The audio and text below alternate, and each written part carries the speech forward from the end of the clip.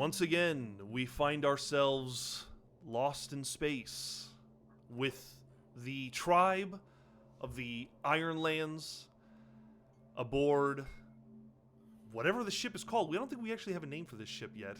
With KB, our artificial intelligence. With me today, hello everyone, by the way. My name is Sergio. I am your host, and with me today is my elusive friend, Caleb. How are you, Caleb? Doing well. I'm excited to be here. I'm excited to check out StarForged, finally be a part of it. That's right. This is your first session. Yeah, I'm excited to bring all of my bad rolls to space. It feels like a new frontier for my terrible hard misses. I think it's going to be great. Have you ever played any space TTRPGs in the past?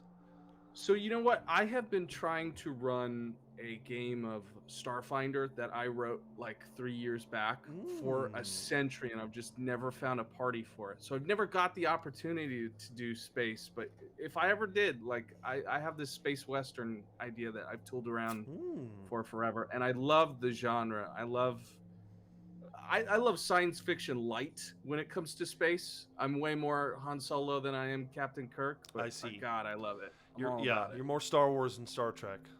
Exactly, yeah.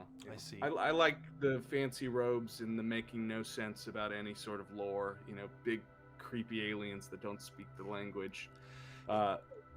It's funny because I kind of feel like the same way, where I love Star Trek. I really do like a lot about it, and some of the more hard science and morality tales and stuff. Yeah. I think a perfect future space world is the fantastic technology looks like magic type of aesthetic. You know what I mean? It should be mystical. It should be something that feels otherworldly. Yeah. I love Star Trek, but so much of it feels like modern day. Like, oh, yes, I could totally see how that becomes the philosophy, how that becomes our world. Star Wars, none of it makes sense. We're all wearing parachute pants and shooting lasers. Like, incredible. What would you say our Starforged world is? Because we have people who just emerged out of a Iron Age like society and are now riding around in a starship. It reminds me of like a 60s or 70s 70s movie. Right. It feels a little like Flash Gordon B movie, like reminiscent of the Lost in Time or Battlestar Galactica. Battlestar Galactica, 100%. People who are drawn out of a life and brought into this high fantasy environment. I'm totally thinking, B movie roots of big tin space cans and David Bowie songs. With those B movie roots in mind, let us jump in and see what we can do to help the people of the Ironlands. So, to recap, last session with Allegra had its ups and downs. The downside was that our fearless leader, Ashana, on a previous mission, I think with Amanda, got bit by something. It was like a little raptor creature. And that creature, through rolls, we realized, had given us some kind of disease, some kind of sickness. And the rolls were just not with us. And it ended with Ashana in cryostasis, just like her wife, Ela, or I forget what her name is. Anyway. It was Ela, right? Yeah, it was something like that. Hopefully we see them again. The point is we had to make a new character, and so we created this character, Nikata, who is kind of the opposite of Ishana. They are not a fighter. According to their assets, they're a naturalist. They brought along with them an upgrade to the ship's engine, and they have slightly different goals. First of all, a major goal of theirs is to find a cure for Ishana, which we have no progress on, but thankfully it's only a dangerous quest. We have the much more extreme quest of finding a new home for the Ironlanders tribe, something that is kind of always eluding us, unfortunately. And then finally there is our current trajectory heading to the planet Sealy, which we, as players, know some stuff about, but as characters we don't know much about. Yeah. We survived a quick skirmish with some pirates that are out here, scavengers more than anything. They really didn't put up much of a threat, and we mostly just ran away from them.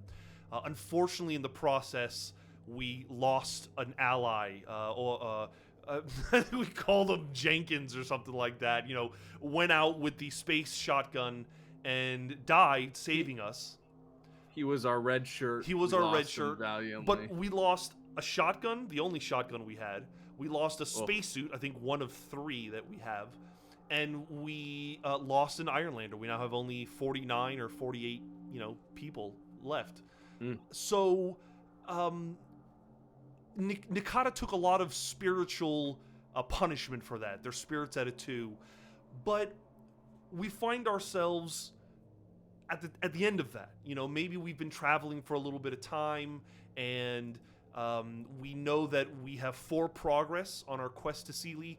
We could right now, if we wanted to, get to Sealy. The chances of it being all rosy is probably minimal because we only have 4 progress. Or if you'd like, you could continue to undertake an expedition or do something else entirely. The floor is yours. I'm of the belief that we need to get to Sealy. I want to see this place. Okay. Let's make an adventure out of this. It would not be a session with me if we didn't try and kill somebody. So. All right. So you're saying that with 4 progress, you're going to roll 2d10 and see if you can beat the progress of traveling to Sealy. That's exactly what I'm saying. You wild man. Let's do it. Okay. All right. Give me 1 second. My keyboard's screwing out on that old keyboard. If you want, I could always do it for you too. Yeah, if you don't mind. Let's see. Roll 2d10 for the first time in Ironsworn Starforged history. I am taking over. I am rolling the dice. I am the captain now. Let's see what we get. I'm sure it'll be better than whatever I would roll. Well, I'll say this. I'm all about it. It's a 5 and a 3, which is not bad. Yeah. That is considered a weak hit. Let me pull up our manual. I'm going to look at the moves here on page 224. We are completing a... Let's see. We are gathering information, fulfilling... We're kind of fulfilling the vow, but let me quickly make sure... There's not a... Oh, exploration. Finish an expedition, okay? Perfect. When your expedition comes to an end, roll the challenge die, which we did. On a weak hit, you reach your destination or complete your survey. You may mark a reward on your Discovery's legacy track. This was a... We can figure that out now. This was a formidable journey, so we're going to mark 1 progress in our... in our Discovery legacy, but you face an unforeseen complication at the end of your expedition. Make the legacy reward 1 rank lower and envision what you encounter. So that means that, let me go to the traveling to Sealy. I'm sorry, we're going to go to our progress. We have, I guess we didn't add that. We'll just do Discovery right now. Perfect. And we are not giving it a challenge rating, but we're saying it would have been 1, but we're breaking it in half, so it's only 2. So what that means now is, what is that unforeseen complication at the end of the expedition? Okay. In my mind, and hopefully this works for you, I was envisioning a big storm. Like a nebula storm, big old like meteorites and dust and swirling space lightning and all manner of weather that's happening out, and that's orbiting Sealy. So the expedition goes swimmingly. We're with an incredible pilot, obviously, but by the time we arrive at the actual orbit of the planet, we find that there's this massive storm circulating the entire planet. I love that idea. I think that is interesting. I've moved the little red marker that kind of denotes where we are to Sealy. I imagine we come out of jump and it's right into the storm, and it's like no storm we've ever seen. With using radiation and magnetism and stuff. We have no idea what it would do to us. Exactly. I think facing danger, but I'm trying to think what is the best move here, because facing danger makes sense. I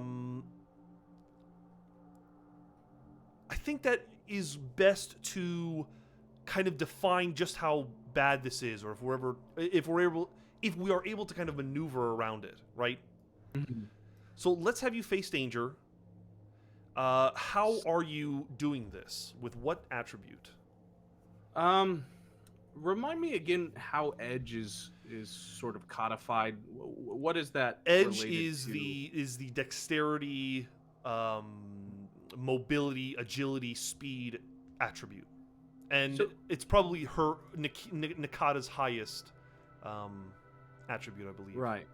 So I was thinking in terms of that, some dexterous flying. I think we come out of jump and immediately it's one of those, we've got things flying at our ship immediately. You know, we're having to veer right and then pull back in and practice all these evasive maneuvers to get around each of the flying objects that orbit around the planet.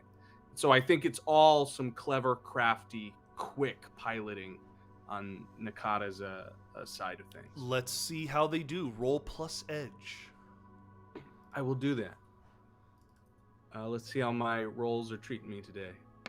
Oh, all right. Well, okay. That's a complication. I don't even know what the fuck that does. I think that's maybe the first I've ever... Is that like a nat 1? That is a critical failure. Yes, sir. Oh my God! So on a miss, you fail, or a momentary success is undermined by a dire turn of events. Let's pay the price. 239. Roll a d100, and let's see what you get. I mean, if this isn't a crash landing, then this is not the not the space western I signed up for. We're at a 65. Your vehicle suffers damage. Oh, there you go. So this is exactly what I wanted. Yeah, it sounds like the storm is, although you're maneuvering around it, there's these long strands of some kind of electricity or something that is striking the ship. The ship... Yeah, Go ahead. I think maybe it even pierces a hull. Like we get shot with a piece of lightning that chips the wing or something to that effect, where we're actually jostled and opened up. We are going to make a move that I don't think we've done yet, where your ship is going to withstand damage. When your vehicle faces a damaging situation or environment, you're going to suffer -1 integrity for minor damage, -2 for serious damage, or -3 for major. Let's classify this, unless you want to. I think -1 is probably fine. These are strikes to the ship. Yeah. So what you're going to do, just like when you lose health or something, you're going to go to the character sheet, and you're going to reduce under your assets, you're going to reduce the ship's integrity from 5, I think it is, to 4. Okay? Now that you've done that, you will roll plus integrity, but because we have kind of a character sheet that's more Ironsworn built, if you want to just roll... what is it? Roll...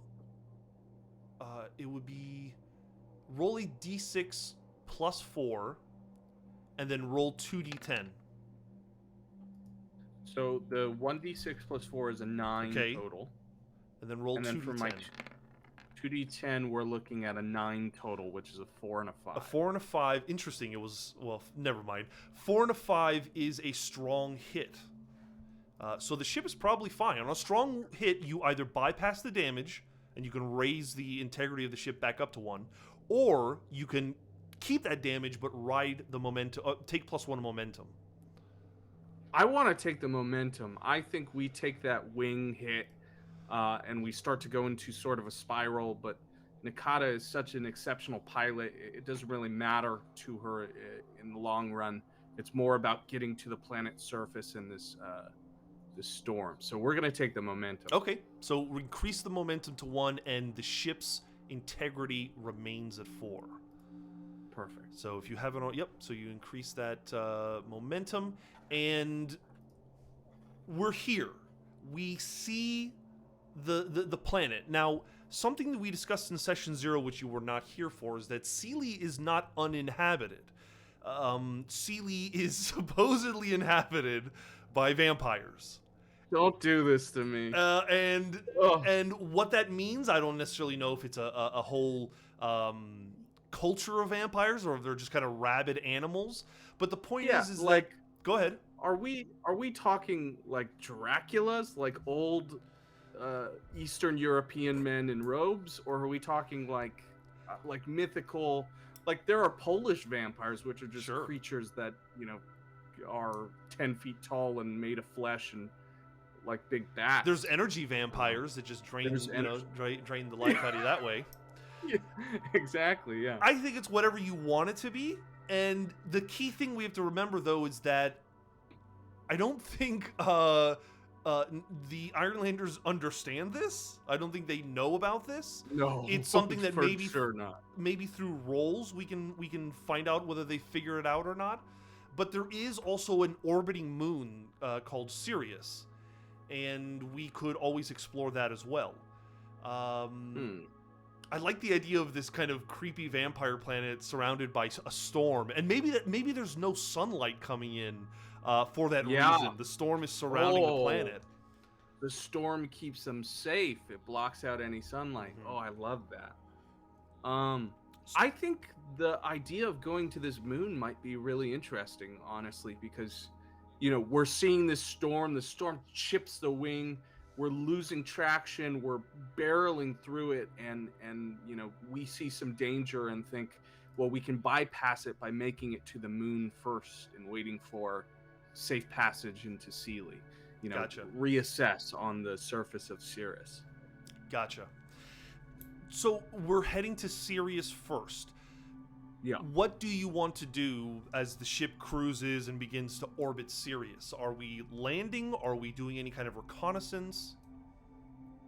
I want to do recon on Sealy. I think that Nakata does not want to risk losing any additional people. Our spirit is low. Our fearless leader is in cryospace. I mean, it's a dire situation, and she doesn't want to risk losing any more morale. With that in mind, she's looking for a careful entry into Sealy that will let her fly in under the radar and safe from the storm. Okay. She is... They are... I think actually Allegra decided that Nikata was... did not identify male or female, so they are probably gathering information then.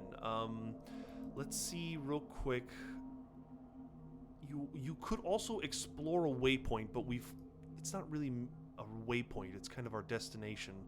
Let's see, face danger, compel. Yeah, we could attempt to gather information. You would be making a wits roll if you were doing that. Yeah. Let's give it a try. Let's also look at the assets, because you have the naturalist.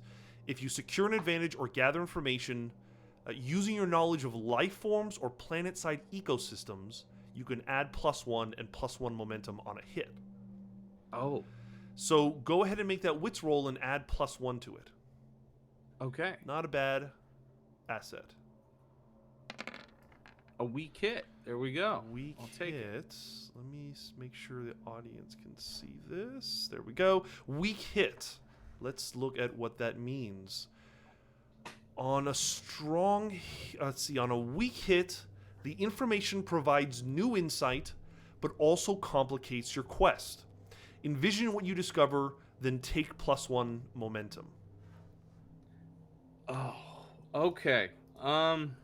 Let me hit the momentum first, and then I'll let my brain simmer. Okay.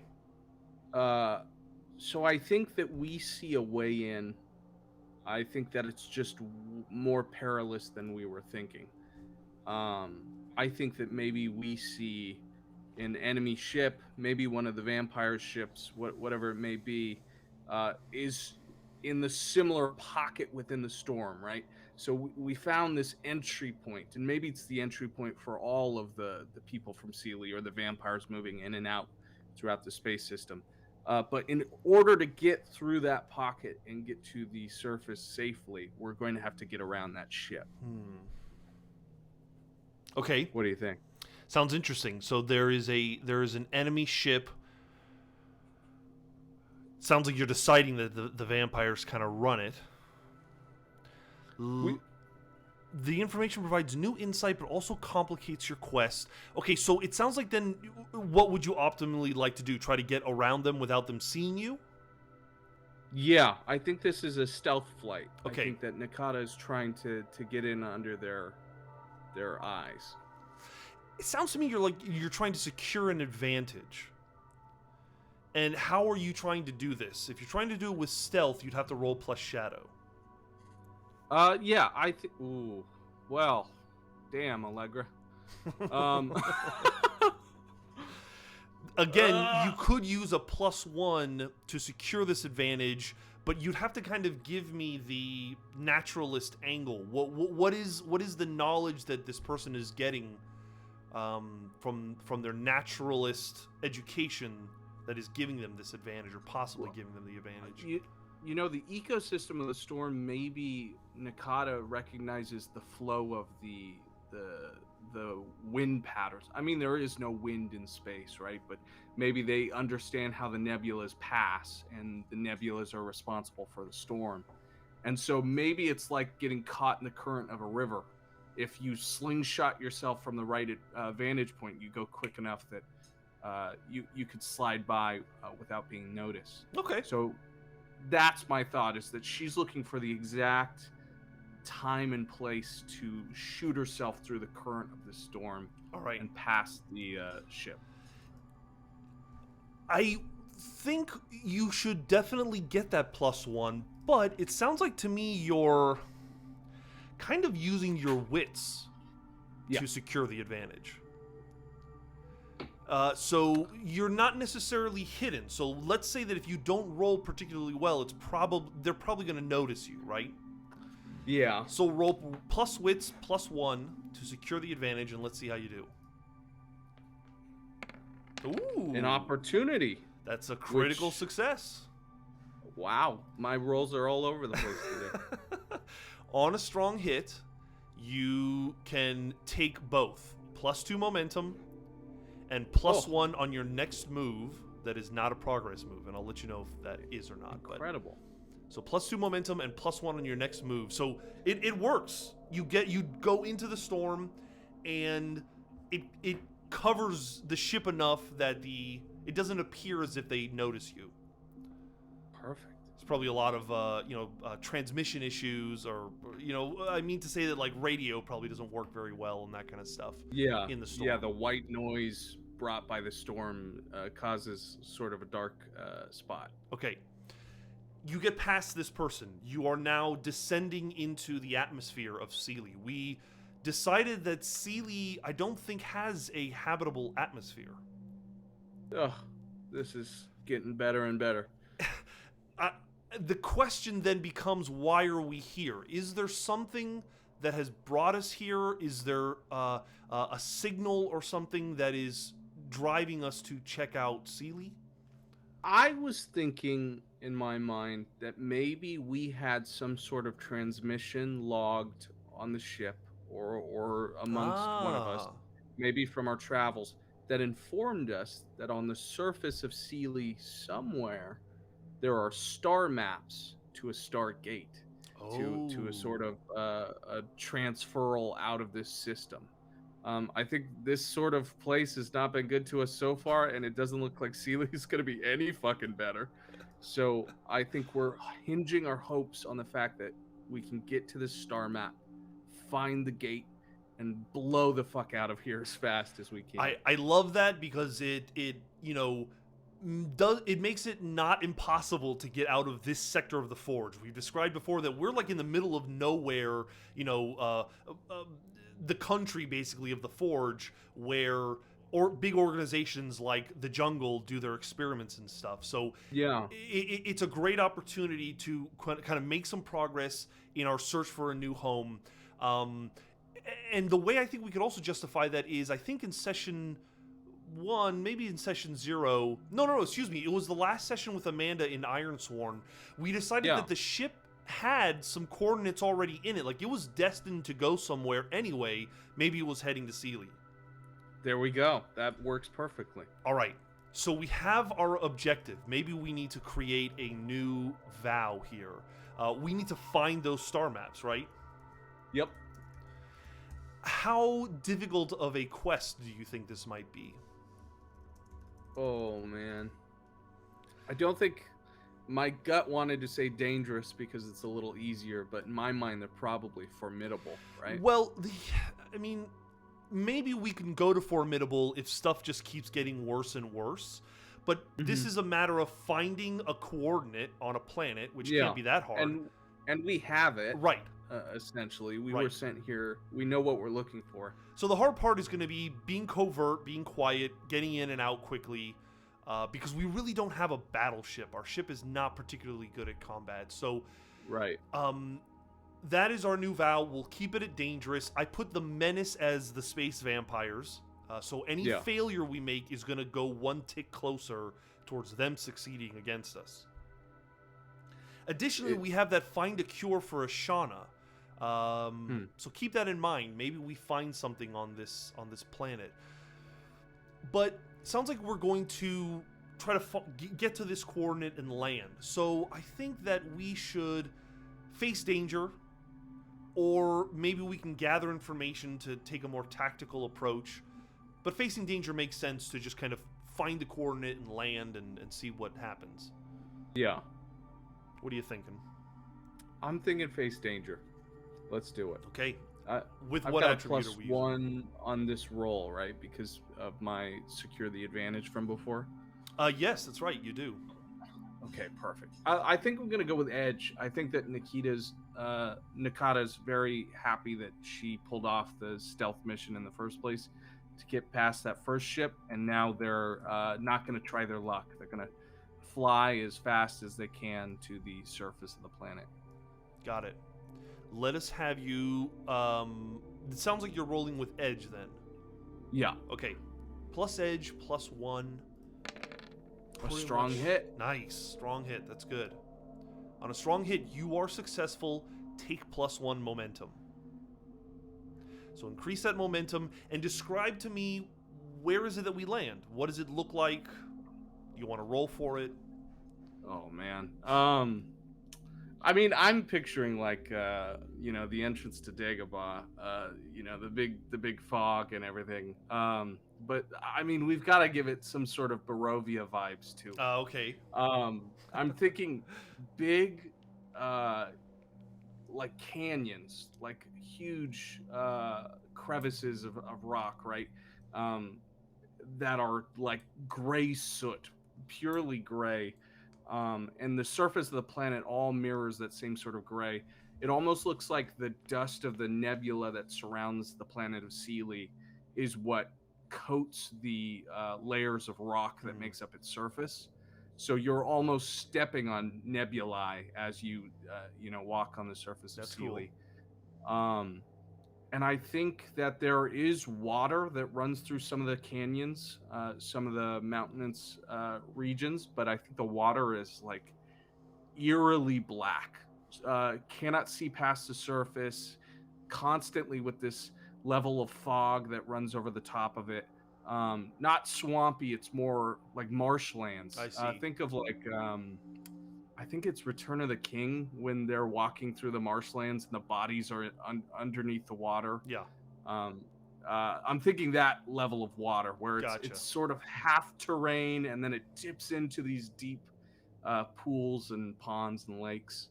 And I think we got to make it inhospitable too.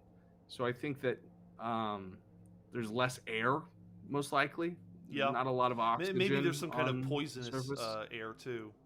Yeah. So maybe I'm thinking like you can see the gas or some level of that in the air. You know it's not safe to breathe.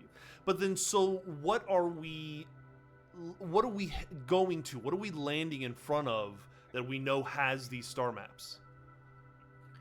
Oh man. Okay, go with me. Hopefully you like this. I'm just thinking of Vampire the Masquerade at this point. Um, I think that it's an old settlement.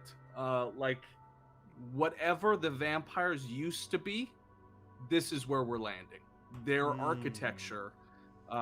Think of uh, like a town that's been completely abandoned. We're landing in a ghost colony. Um, I'm thinking like brutalist buildings and outposts and research centers, and clearly they were studying something here before they became whatever they are now. Interesting. You know, there is one type of element of StarForged that we have not yet really explored, and that is the where is it? They're called vaults, precursor vaults. And let me go to the page real quick. They're basically dungeons that have to do with pre-civilizations or you know, ancient civilizations. If we wanted to, we could make this something like that, and it would be a little bit of a dungeon delve. But otherwise, it can just be a small little house, and maybe there's just a couple vampires to interact with or something. Hey, I'm all about interacting with new parts of the game. I totally want to see what this is. Okay. Let's make it a vault. Okay, cool. So, let's decide. We have decided that it's planet side. Let's decide its scale and its form. Roll 2d100s, and let's see what you get.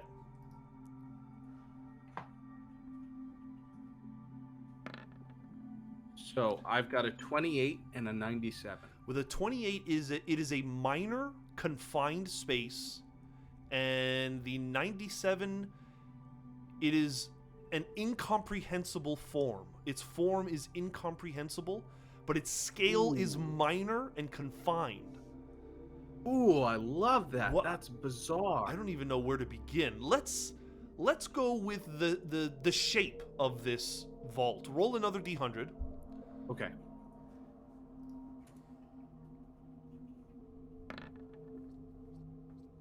$65 again.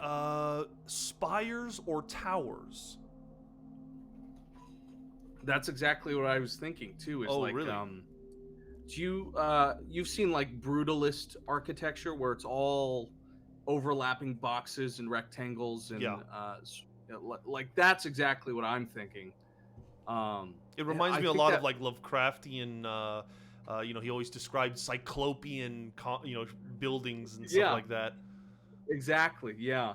Right. What I'm thinking too is like, there's that game Control too, where it takes place inside of the Federal Bureau of Investigation. But it's constantly moving, and the rectangles are shifting like Jenga pieces. Yes. I think that could be a part of our, the building can't be understood level. Is maybe it's constantly shifting and moving on its own, and just when you think you found a door, it shuts itself closed, and it never stays the same for more than a second. I'm getting kind of a TARDIS, like you said, Control vibe, where it's like it's incomprehensible because on the outside it looks like a little spike or a little tower, and you go inside and it's incomprehensibly big. Exactly. Yeah. What about the material? Let's roll a d100 and decide what material this place is made of. This is a really cool little series of tables. Like, this is rocking to put together. Would you get a 3? Yeah, I got a 3. Metallic, industrial. Oh, perfect. Okay, that totally so I think fits that's with what we're doing. That's interesting. An industrial metallic-like place. There is an outer first look that maybe would help us if you want to roll one last d100. Yeah, let's see what it's got. 67. Okay. Perfectly preserved is all that it says. Oh. So whatever it is, it doesn't appear to be run down. Got it. So with all of this in mind, paint us a little bit of a picture, of first of all, I think we can assume that Nakata probably puts on a spacesuit. And do they go by themselves? They do have the ability to bring at least one other person with them. Oh, I mean, it's space fantasy. We got to bring a red shirt. Okay. So we'll We bring a definitely friend. bring some crew members. Yeah. All right. I So think we only bring one because we've got 3 suits. We can't sacrifice all 3. we only have 2 suits because I Oh, think the guy was lost who had one. never mind. So with I only think 2 suits. Nakata plays recon alone here. Then. Okay. We can't sacrifice both suits. There's just no way Nakata would let that happen for the crew. I like that mindset. Paint us the picture of walking into this precursor vault. Well, I think first off, as soon as they step off the ship, the boot prints on this sort of nebula surface. I think as soon as the feet disturb the surface of the planet, the nebula starts to float and joins back into space. So with every step, you have this drifting sort of floating dust and ether that follows you through. Mm-hmm. And with each approach to the obelisk or the tower that we're about to enter, it has this sort of optical illusion where it doesn't actually change size, but with every step it feels bigger in front of you. It's almost like even though you've closed an incredible amount of distance, it feels like you teleported in front of it. And then there's no real door as it shifts and changes, but you're enveloped by it almost. Like just by the mere fact of walking towards it, you're inside of it. It's like passing through a membrane or something. Exactly right. There's this sort of ether surrounding it where you permeate it and become a part of the inside, I think. I like the Commodork's explanation that it's a live Escher painting. I think that's a good way of describing it. Totally. I'm thinking like the impossible staircase or the triangle that never ends. All those things that they look as though they could exist in real life, but when you look for too long, it makes no sense. Right. So we have done the exterior look and we have entered the site. Generally, you check the inner first look table on page 194 for initial impressions of what lies within. So let's roll let's go to 194, which we're at. Roll a d100 and let's get our inner first look. We are rocking with the 66. Hovering around those 60s. I know, we've counted basically. This is 65, 66, yep. 67. This is perfect. Scale does not match exterior. Yeah, there you go. It's crazy how this game really maps fate. Like, yeah. I don't know what it is, but it always seems to know what I'm thinking before I think it. So now that we have explained, you walk into this much larger space inside the vault. When you explore further, you're going to undertake an expedition. Right. As you delve deeper into the vault, the corruption and strangeness of the place might take hold. Use the sanctum features on page 198. But in the meantime, we're going to page 196, and we are going to undertake an expedition. Let's remember 196. I'm going to write this down so we don't forget. But we're going to go to our moves, and we're going to undertake that expedition. So, with what stat are you using? Edge, Shadow, or Wits? I think Edge. I think that, I'm trying to move quick, stay out of the eye of anyone that's on the surface, and whatever's inside of here too. Cover as much ground as I can and report back to the ship when I'm done. Roll that Edge, and let's see how you do. Alrighty. Ooh! An opportunity! Oh, this is exciting. Okay. On a strong hit, you reach a waypoint, envision the location, and mark progress per the rank of your expedition. So first, we let's just say find those star maps is part of this. This place is dangerous. I don't think there's any reason yet to increase the difficulty of it, but we'll say that we're traversing this vault, and we have just made progress, which means 2 check marks, 2 full boxes. Perfect. And we reach a waypoint. Let me 196 is the page that has the vault interior features. You can either decide what we come upon, or we can roll to see what we come upon, a waypoint of some kind. So I was thinking that we come upon a room that shifts gravity completely. So I think we step into this room and then sort of almost flip in the air and then end up landing on the ceiling. And Nakata starts to realize that the room only continues if you're moving from the top of the room from here on out. There's a whole different world and subsection of the building that's made on its ceiling. And so she's rocked across and she hits her back against the top of the ceiling and has to ground herself and stand up. I love that idea. Because we rolled with an opportunity, roll a d100 and we'll find an interior opportunity. Perfect. Hopefully it's something helpful. A 2. A 2. A clue points the way to your destination or target. Oh. I think that maybe there's a straight shot. Now, of course, it's deceptively straight shot from here because this building being such it is, that there's no guarantee that straight shot is going to maintain the entire way. But I think as soon as they're ported back onto the top of the ceiling, they ground themselves and pick themselves back up and fix their helmet. They're checking for leaks to make sure they're not going to die in here from some break to the suit. Right. And as soon as they regain focus and look up, they see that there's this massive, I'm thinking like supercomputer in this far off room at the very end of this massive hallway that sort of domes out down into this subsection where it's like a circular data point or module workstation, right? And then at the centers, there's this very large black crystal that projects light. It's sort of like a prism when presented with this light. And I think that Nakata recognizes this as a star map, that when light is projected onto it at the exact right position using the data pad, using the coordinates given to us on the spaceship, we see the star map it's trying to give us, sort of like a planetarium almost in function. That's very cool. With that said, we have not found our objective yet because we have not made enough progress to do so.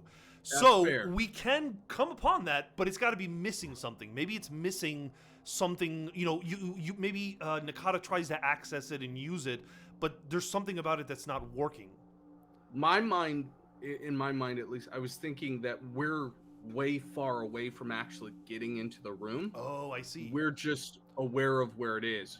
Okay. We could even have this moment where she goes, they go, oh my God, I found it. And they go running down the hallway as fast as they can. And then the wall shuts in front of them.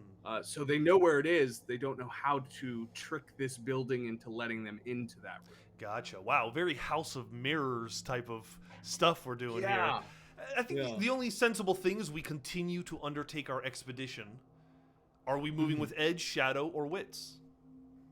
I think we're going to continue with Edge. I think that right now Nakata is hoping that they can outrun whatever weird riddles and machinations there are for blocking off these entrances. All right. They're relying on how quick they are. They're hoping they're fast. Roll plus Edge. Yeah.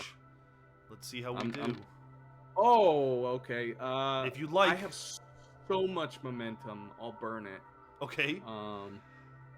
We are going to burn that momentum, which means, let's see, burn, it's going to reduce to 2, but that is going to be a strong hit.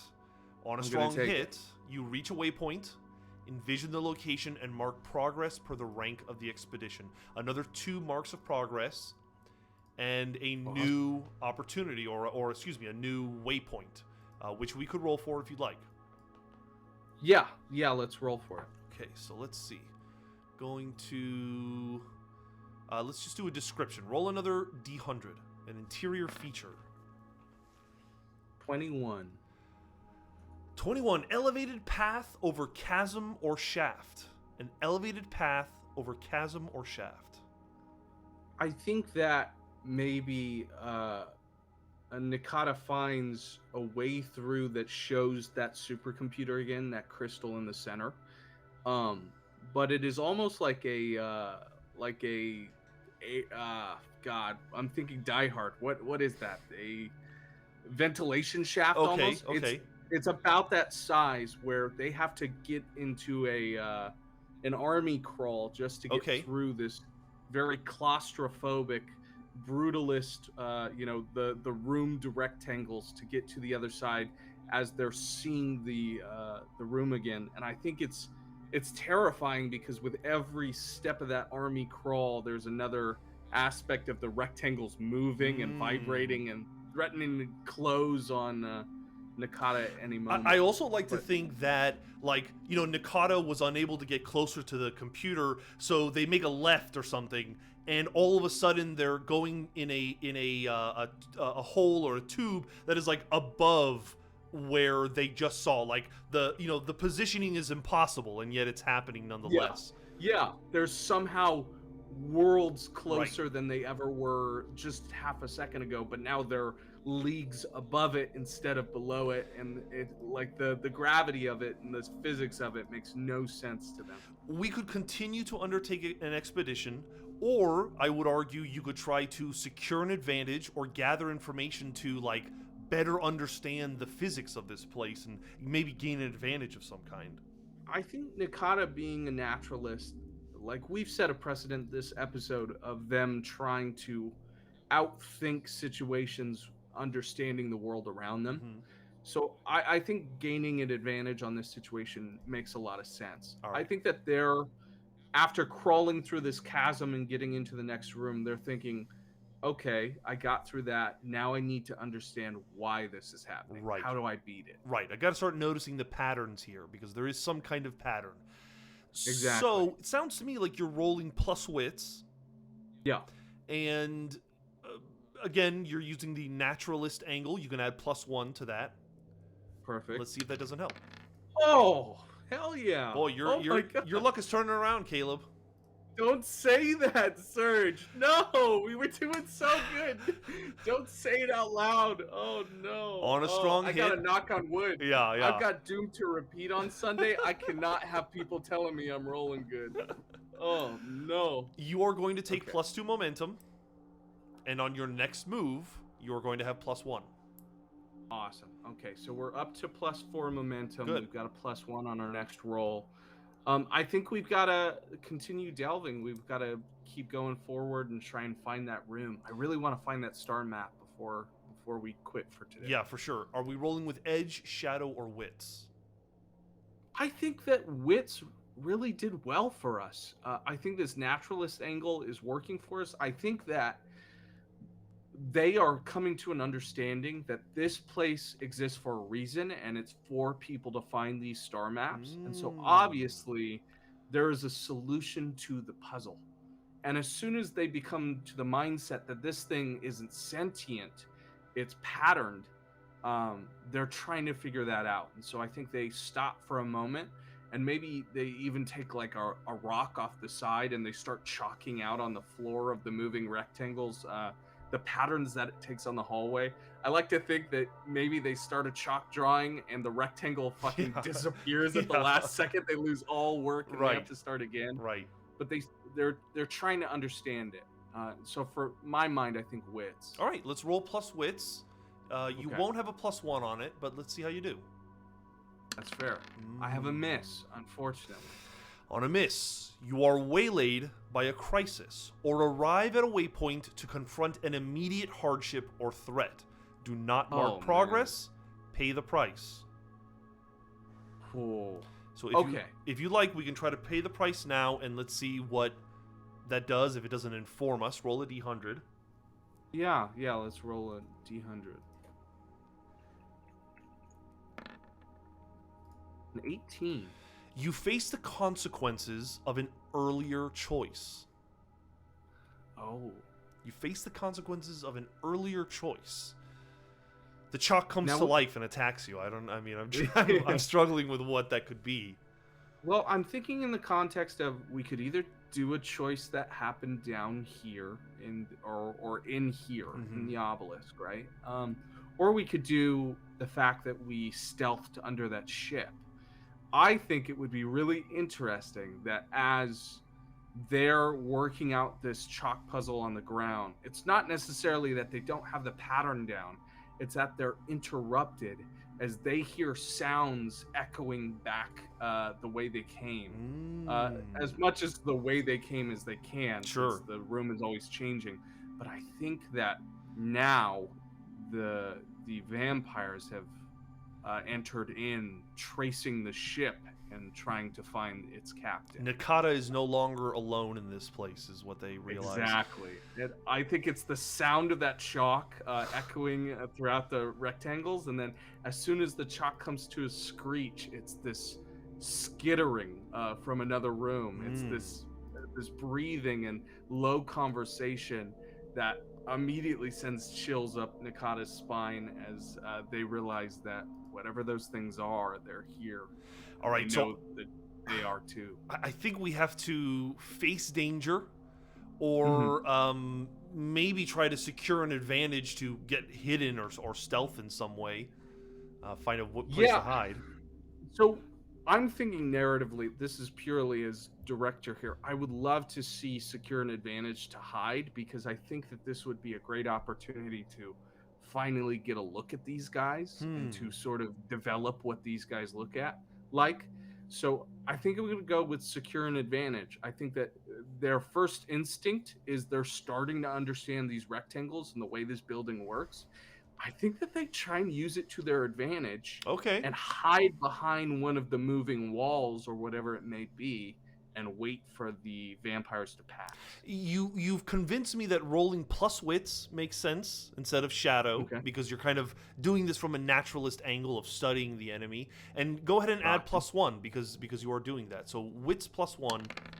Let's see what you get. Oh, a weak hit. There we go. Better than a miss. Yeah, I'll take it. On a weak hit, you can only choose one. You either get +2 momentum or +1 on your next move.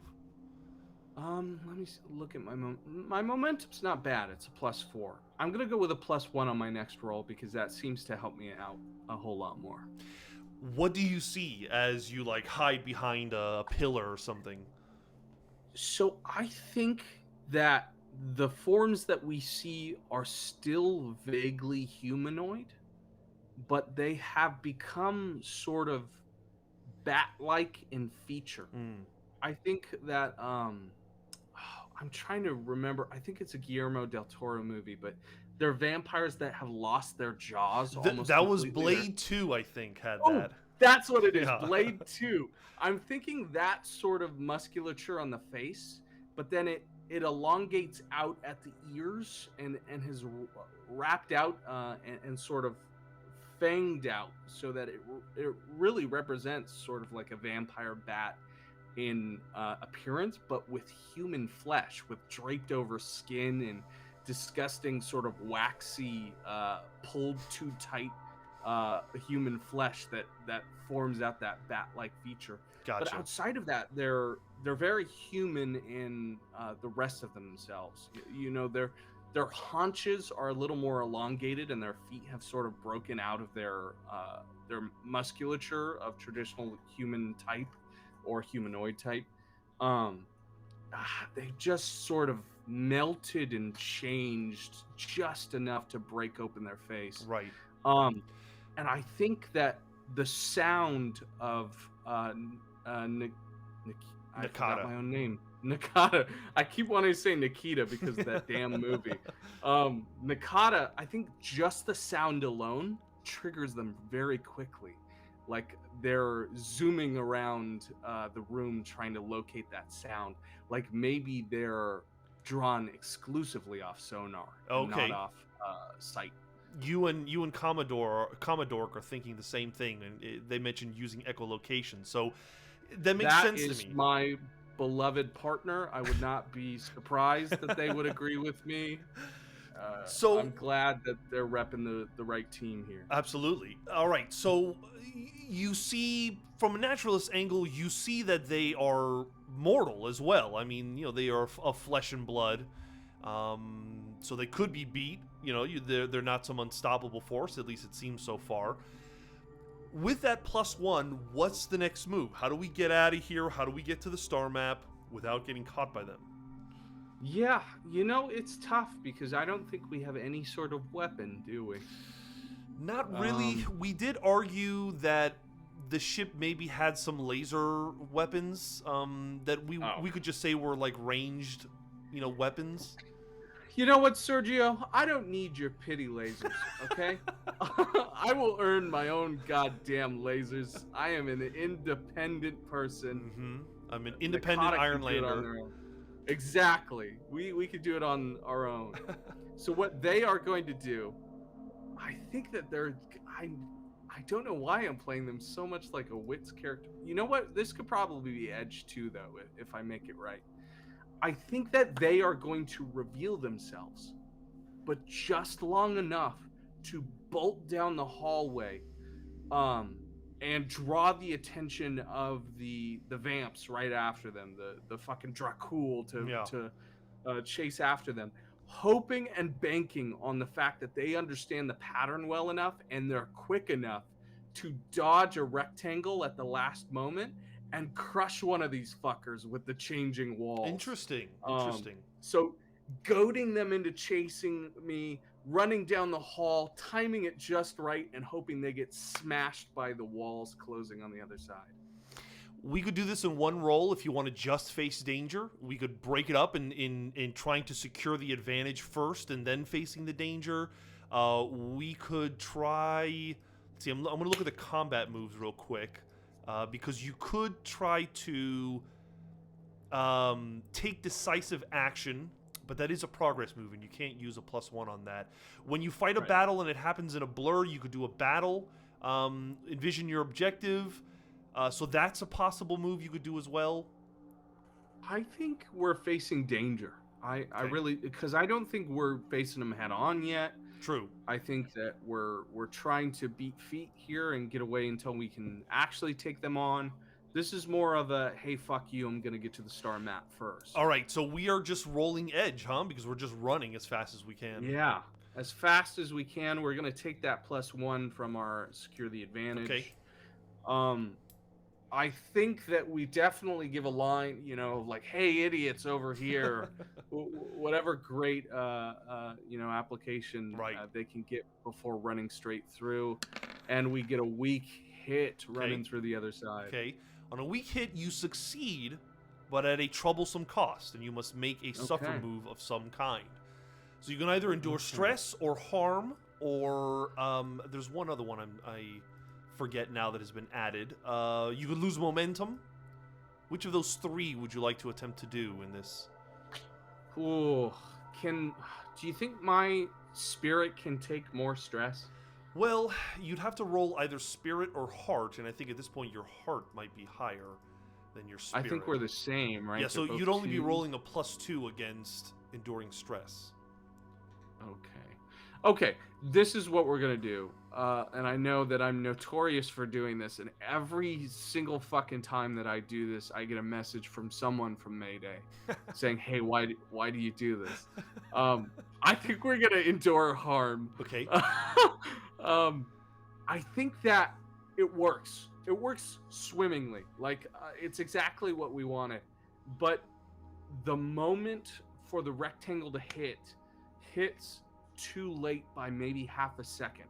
I think it's this big chase, right, where the vampire's hot on our heels and the face just elongates and opens at the last second, right before the rectangle hits. We come face to face, and Nakata is holding them by the collarbone, pushing them off, hoping to God that none of those jaws and massive teeth that come out get them. And thankfully, the teeth get nowhere. But what happens is they vomit up this disgusting black-red liquid that scars up over the collarbone of Nakata's spacesuit and incurs some sort of corrosive acid, like their blood is bile, and as it shoots, it it burns off and hurts I like that. Nakata to a certain aspect. All right, so we'll say it's minor harm, so you're going to reduce your health from 5 to 4. Okay. And you're going to roll plus your health to see whether you get a strong hit. Okay. It's all about the aesthetic for Eli. Nice. On a strong hit, you can either shake it off and regain that +1 health, or you can gain +1 momentum. I think momentum. Fuck it. We can exist. We're going to take that momentum. We're going to use it. We're getting to that damn star map, Sergio. We're doing this. We are ever closer. We still haven't made some progress in a minute, but now if we wanted to, we could undertake an expedition as you were now in some new space free of the vampires. We are undertaking that expedition before the vampires can get hot on our heels. I think they're already skittering and yelling in their own language past the other side of the rectangle. There's now one of them squished to bits. Right. And, the goop that comes with that sort of thing is now seeping on both sides. I think Nakata runs, beats feet trying to get out of there. All right, they are rolling plus edge. Perfect. Eli says that we're going to blame the aesthetic if I don't get the star map, and I think that's fair with my fucking miss. On a miss. Why do I play this game? You are once again waylaid by a crisis or arrive at a waypoint to confront an immediate hardship or threat. Do not mark progress and pay the price. So first, let's decide what is the waypoint that we reach. Okay. 196. We can roll for that one, right? Yeah. Yeah. Let's do roll a d100, and we'll do an interior peril. Maybe we change it up a little bit. 24. Foes close in. Foes. What did I say? The fate of this game. I love this game to pieces because for whatever reason, it boils down storytelling so well that exactly what you think would happen is what comes to you. Yeah. It's so good. How are the foes closing in? I think that obviously they live on this planet. Mm-hmm. Obviously they have an understanding of how these buildings work as well too, no matter how bestial they've become since they've become whatever they are. I think the smarter one on the other side, the one that was not just smashed to bits by me, has a device on his wrist that moves the rectangles for themselves. And just when Nakata thinks that they've made some progress, that they've tricked and got the upper hand, they prove immediately that the enemy can always be smarter. And they step through the other side, the other one primed with this big rifle, and the first just ready to rip and tear and drink blood. And give chase to Nakata right there. I think that we come face to face with the other two vampires. So are we running or are we fighting these people? You know what? We're running. Fuck that. I was worried you were going to say the other thing. All right, I took half a look at our stats thinking maybe, and no. We're running. We're getting out of here. So we'll say this is technically a little bit of combat. We can get out of it if we roll well. We won't linger on it for too long. But we're going to have to enter the fray when you initiate combat or are forced into a fight. Now, we don't necessarily say that you're fighting. We'll say that you're running more than anything, but they are chasing you. Yeah. Are you moving with edge, heart, iron, shadow, or wits? Okay. Hear me out. Hear me out. And hopefully you can give me some natural bullshit for this. Because I'm going to need it, God knows. I think that Nakata has a fast idea. Seeing that thing on his wrist and seeing how well it works with this building, they immediately understand they're outmatched. That they're fast, but they're not that fast. Mm-hmm. They need to get that thing off his wrist immediately. For sure. So, unfortunately, that means getting close. I think that they're going to give as much run and chase as they can until they get an opportunity to trick the vampires into either running past, running opposite, running alternative, whatever it is. They're waiting for an audible so that they can get that thing off the wrist, run through, and get out. before the vampires have any chance. Let's enter the fray to just set the scene and decide how good or bad things are in the present moment. Sounds like I would argue you're using wits, but you could also be trying to use edge to just kind of run up on them quickly.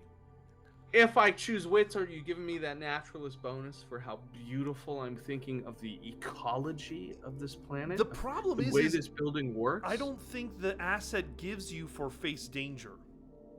Okay, you bastard, then I'll just do edge. It's the same damn roll. It's 3. Fine. We follow the rules here at Mayday. Yeah, sure. Weak hit. Weak hit. On a weak hit, you can choose one. You either maintain control, or you take +2 momentum. Maintain control essentially means that I have the initiative. Go back to... You can keep rolling and making moves. If you don't have control, they make a move. I am maintaining control. Okay. I think that I take them into another chasm, another like shaft, another squirrelier place where it's harder for them to get through. With the way that their body and their shoulders are sort of fused together in that bat-like body, and the webbing between their elbows, the disgusting monsters that they've become, they don't fit as well as I do in places they used to. Okay. And I think I use that to my advantage to get an opportunity as that thing's crawling in after me, as it's scraping through and leaving claw marks along the sides of the rectangles, that maybe I have a chance to dart for the wrist, get that machine, and get out of here. So, let's see. I'm looking back at our moves here. We could either battle, which is to try to kind of get a particular objective, which is to get the wristband, or we could try to gain ground or strike. All of those, flavor-wise, could lead us towards progress and doing what we want. I think we got a battle. I think that Nakata knows that this is not a fight they want to be in, that this is an objective they want to outsmart. You are using careful tactics to outsmart your foe. Roll plus wits. Okay. God help me. Oh, no. On a miss, you are defeated or the objective is lost to you. Pay the price. Roll a d100 and let's see what that price is. Price is, I get it. It happens. 45. 45. A new enemy is revealed. Shit. It's either more of these vampires or it's some denizen of this vault. Yeah. Which could be used to your advantage if you play it right, distraction or something. Yeah, I think that maybe this is a guardian.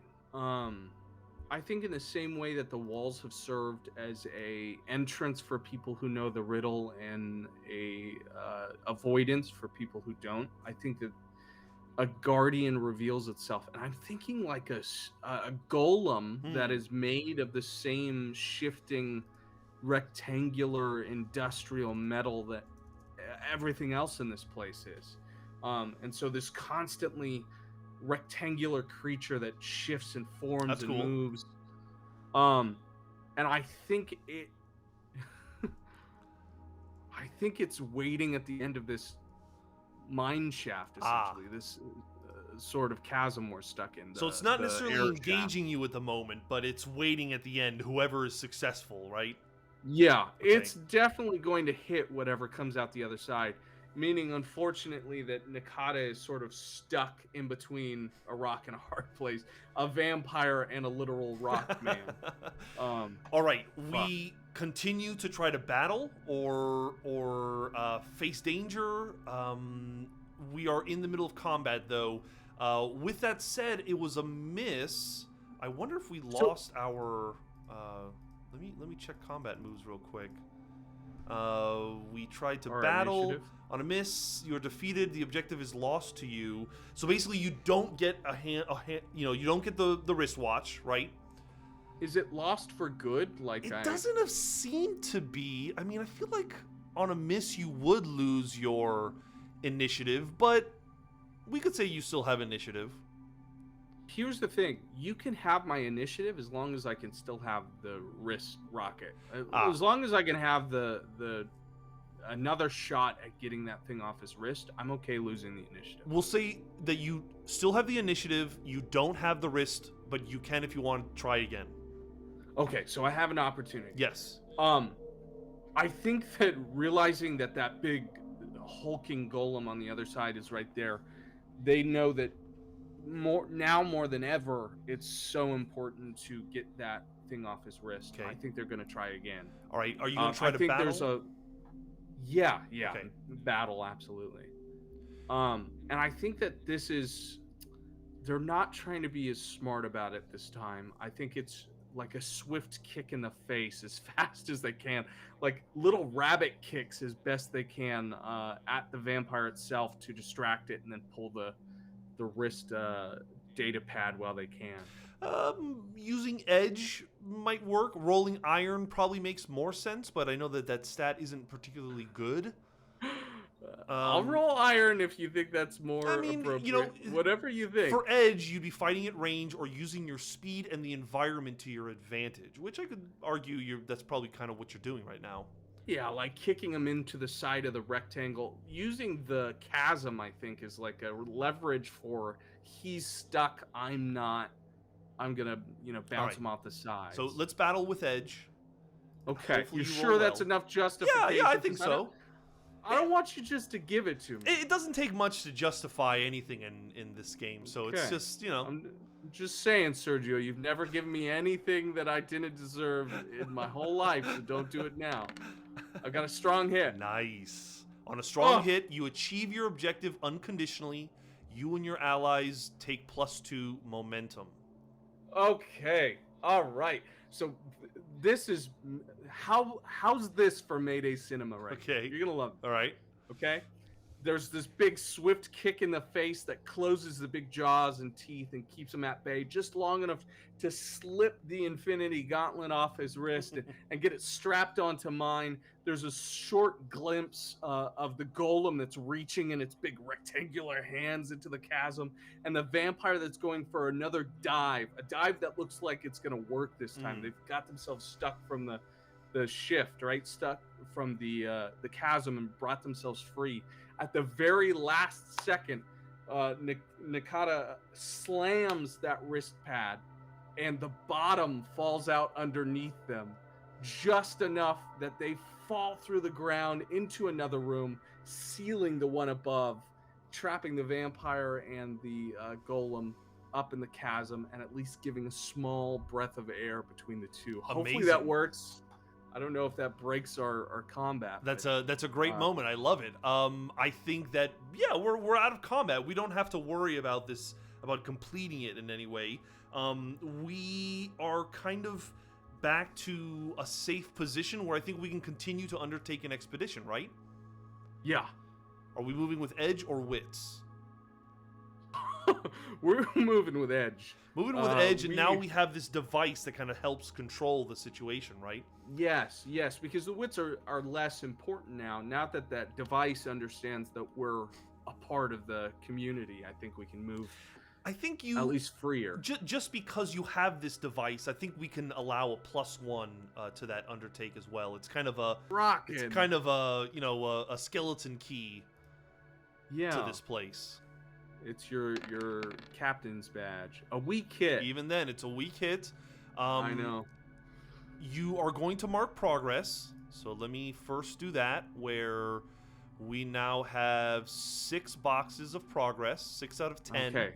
Which is pretty good. Oh, beautiful. You could roll it now if you wanted to. I need 4 more, right? To fill it all up. But I mean, you could roll right now to try to find the star maps now if you wanted to. With that, I would have what, like a 60% chance? Yeah, 6 out of 10. Yeah. Okay. So now here's the thing. The progress has to cost you in some way. You either make a suffer move, or you face a peril at the new waypoint, and then you can envision what you encounter. Oh, God. Suffer move. Let's do a peril. Okay. So first, let's decide what is the waypoint that we come upon. Let me pull up these. Well, I actually have interior peril. Maybe we can just roll that. let's just roll that, and we can decide kind of what room we come into. So roll a d100. Okay. A 17. With a 17, a dire warning is left by other explorers. A dire warning left by other explorers. Oh, okay. All right. So I think we fall into what is like essentially like a comms room. Okay. It's like a data pad that I think is close enough in culture, or at least understanding, that Nakata recognizes it or feels like they could operate it. I think the curiosity gets the better of them, and they make sure first off that they can't hear the vampires or the golem, wherever that is. And once they're sure they're alone and they're blocked off in this room, there's no way they can't go through without listening back to the logs. Okay. And I think the logs go into the creation of these vampires. That I think we're gonna call the Dracul. The Dracul, I like it. Yeah, the Dracul. And I think it starts out as this like capitalist movement of a company who came to Sealy to discover, the things that made the planet operate. I mean, there is a vault here. Maybe they came to study this vault. Exactly. And I think that it came down to the nebula storms that the vault generates, that draws. And there's a lot of power behind the nebula itself. But I think that with each new log, it starts off with this scientist who's explaining how excited they are about the project, how they had, 200 or so members on the planet's surface, and there's more coming from the colonies, and there's going to be a whole movement to colonize the planet. And it's all hinged on this study of the vault, a study of whatever is happening inside of this place and why it brings the nebulas to them. And then it goes into sort of the minutia of the research and everything until it hits a particular data point where the breathing changes and the speech changes. And the same researcher who has been going through all of these exciting findings and these developments and these experiments explains that there was a movement to experiment with the idea of the nebula dust as a component for genetic mutation after finding that the nebula dust could be linked to extending human life.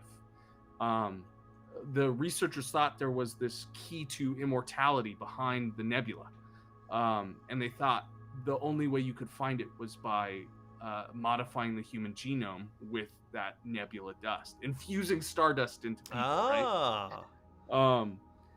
But obviously, in the next few logs, it's all about how these creatures became what they are, and it's through being infused with this dust, and how it can be transfused through the blood now. Interesting. And so that sort of explains what they are, and they give it a code name. It's Experiment Dracul. Dracul. And the last message, and I think this will be our foreboding warning. I know I'm doing a huge lore dump here, but I think the warning is that they cannot be allowed to reach the star maps. Gotcha. For whatever reason, the researchers were worried for what would happen if that fell into their hands. So maybe they put the star maps in this place that is, incomprehensible and always changing, so it became very difficult to find. Yeah. I think this is great. This is the lore dump that we've been needing for a while, so I love all of that. With 6 progress, we could attempt now to try to get these star maps. Otherwise, the only other sensible thing is we continue to undertake an expedition. Here's the thing. I don't feel comfortable with that 60% knowing my roles. And I also think that these data pads would be really good inspiration for better understanding of how to get to that room and operate it. So I think using that information from the comm systems, we're going to delve just one more time, take our chances, and then hope to God that we can finish off the star maps after that. Okay, once again, you are going to undertake an expedition. I think you can use +1, whether you're making an edge or wits roll. But you let me know. I think we're going to do edge with that +1, using the maps from the comms, the understanding of what's and the at stake here. Yeah, and the wrist pad. So let's see. Ah, nice. Strong hit. Oh, thank Very God. good. You reach a new waypoint, envision the location, and mark progress on your quest. So now we have 8 out of 10. Beautiful. On that progress. What is the new place we come to? I think with everything we've learned and what we know about the creatures we've ran into in the past here with the Dracul, I think that Nakata finds that room again. It's almost like fate, it's like the building was waiting until we understood.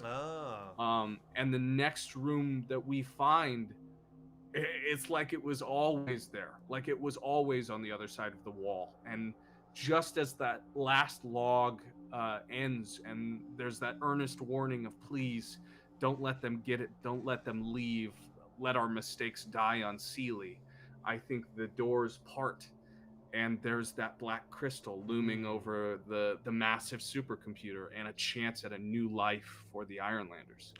All right, we can attempt right now to finish this expedition.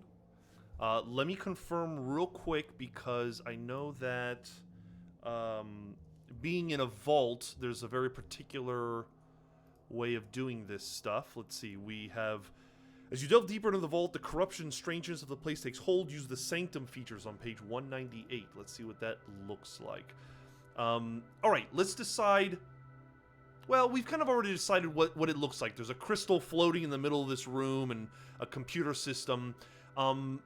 Let's try to finish this expedition, and hopefully the rolls are good and we can get what we want.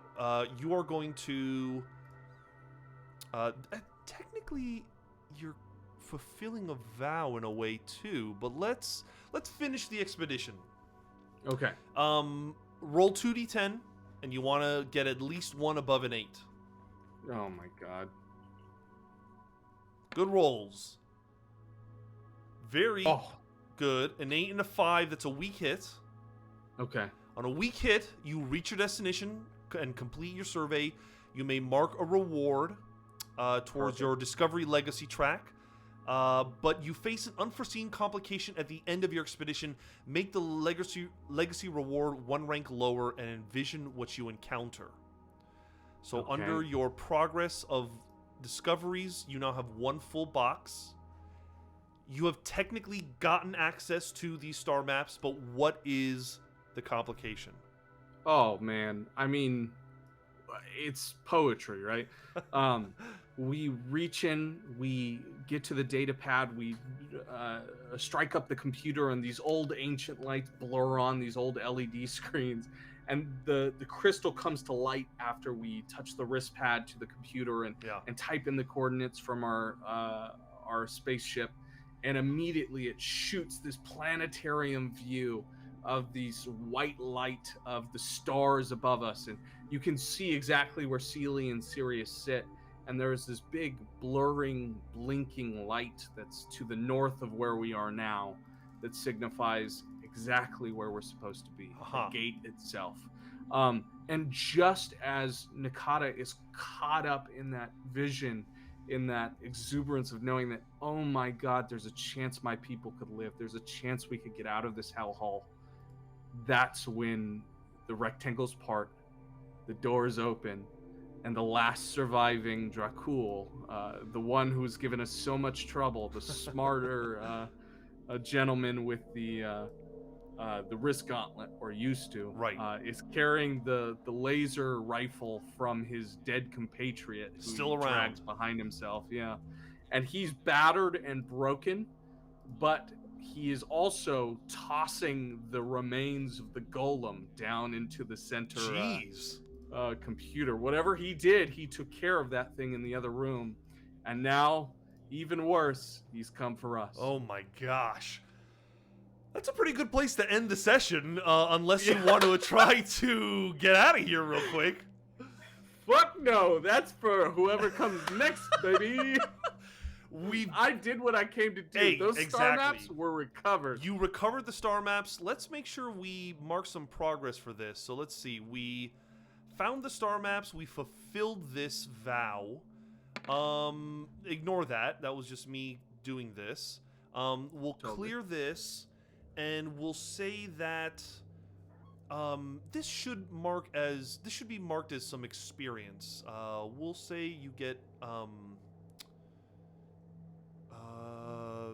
I forget how exactly to mark the experience, but I'll put 2 for now. The point is yes, we got the star maps, but now we have to get out of here. So we'll worry about that next time. There is Zakiya and Aaron left. Why don't you roll a d4? Evens, Aaron, odds, Zakiya. Part of me just wants to pick one. If you don't like the outcome, you could always pick one.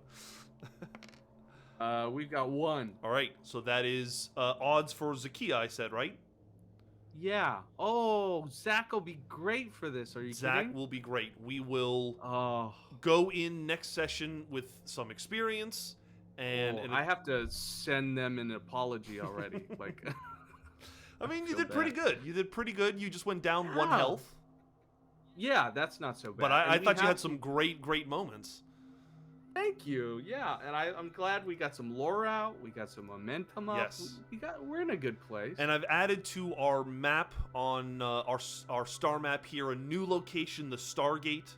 That if we can undertake a journey to this Stargate and get out of here, we could head to the next sector and possibly find a new home. I will also say that these finding these star maps is definitely progress towards finding a new home, and we'll go up 1 mark. So awesome. We are that much closer to finding a home. What do you think about this whole nonsense with the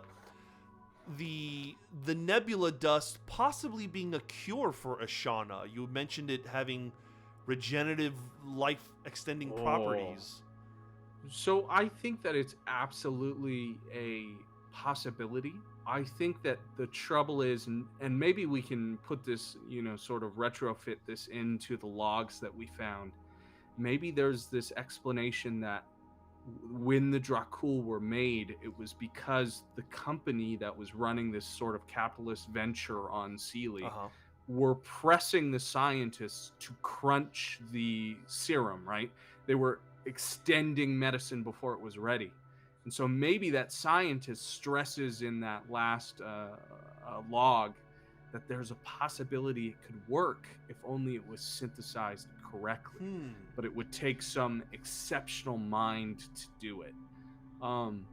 And so maybe there's a name for the company or whatever it is, or the scientist, or maybe there's some other incredible minds that are out there in our StarForged universe, but it's going to take an Einstein to synthesize it. I'm gonna mark progress for finding a cure for Ashana, as it is a possible lead.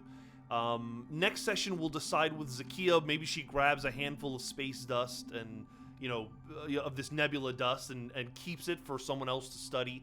But it's a step forward, and I think we can mark that progress. So all around, a lot of progress made this session. Thank you, Caleb. That was a lot of fun. Of course. Oh, it was incredible, man. This has been my favorite session so far. I just love when players take the reins and lore dump away, because I really think that it helps just... it's so often we don't want to step on each other's toes, but it's just nice when somebody is like, this is what happens, and we just run with it. Yeah. Well, it's so great having your support on it, too, because I think that we bounce really well in terms of making something happen that looks really great on paper. Right. That's how I felt about this session, is everything felt super cinematic and built our world a little bit so that, maybe the Dracul come back and there are... I'm trying to think of Klingons or whatever it might be. I mean, they do have their own ship. We've already established that, so they could follow us.